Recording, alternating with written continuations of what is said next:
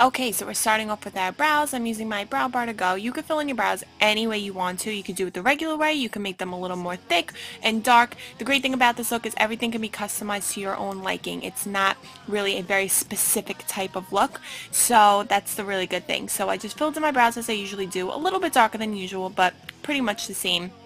Then I'm going in and priming my eyelids. I'm using the Soft Ochre Paint Pot by MAC, just placing that all over and then setting that with a nude eyeshadow. Next I'm going in with Cool Gray, and I'm going to be placing this in the crease with a big fluffy brush.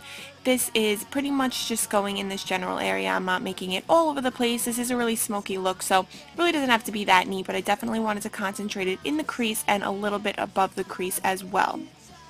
Then I'm going to be going in with Charcoal Gray, and that's a little bit of a deeper gray, and I'm taking a smaller blending brush and placing this a little more directly into the crease. Now for our lid, I'm taking the NYX Jumbo Pencil in the color brown and just placing this on the lid and putting iridescent purple all over our lid right on top of that. And I did spray the brush with the Fix Plus just to make the shadow a little more bright. Then taking Deep Plum and placing that into the crease, blending out the shadow. Also, to blend it out a little bit more, I'm taking Plum with the same blending brush and placing that in this general area. I also added the color Moroccan right above the crease. As you guys can see, it's a little more red in those areas. Now I'm taking a black shadow and a pencil brush and just placing this into the crease and in the outer corner a little bit more to define it and make it a little bit darker.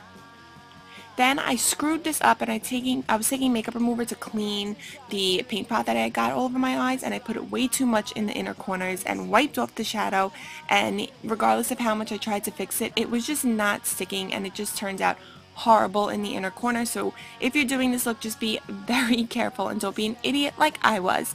Now you could skip this step, but I love a good wing, so I'm definitely making a nice wing, a little bit thicker, and added some 105 lashes. I doubled them up.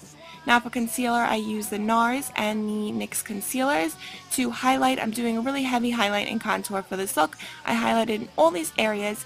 Then I'm taking a contour stick from Maybelline and taking an e.l.f. blush brush, and I'm just blending that out. I'm putting this into all my contour areas, really heavy on the cheekbones and on the jawline, as you're going to see, and also on my forehead and my nose, and just making sure we really blend that out as nicely and seamlessly as possible.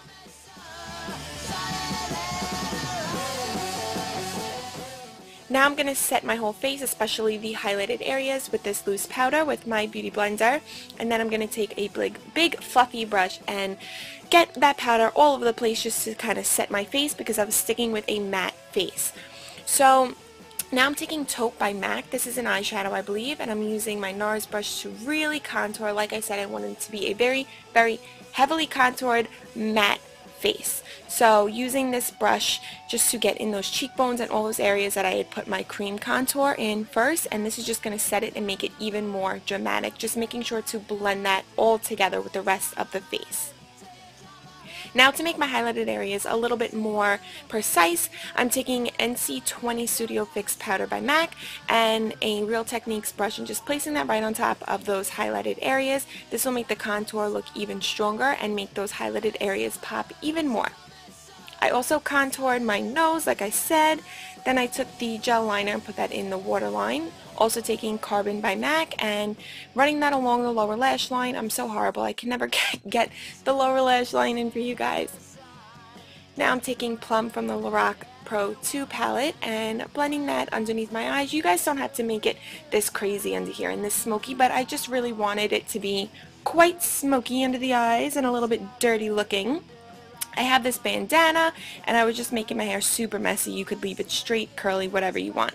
So I was taking MAC's Cyber, and I'm just lining the outer lines of my lips to make it a little bit darker on the outer corners. And then I'm taking Rebel by MAC and filling in my lips. The lipstick was so much darker in person. I don't know why the camera kind of picked it up a little bit brighter and a little bit pinker, because it definitely was not like that. Then just took blush that was left over on my brush, nothing additional.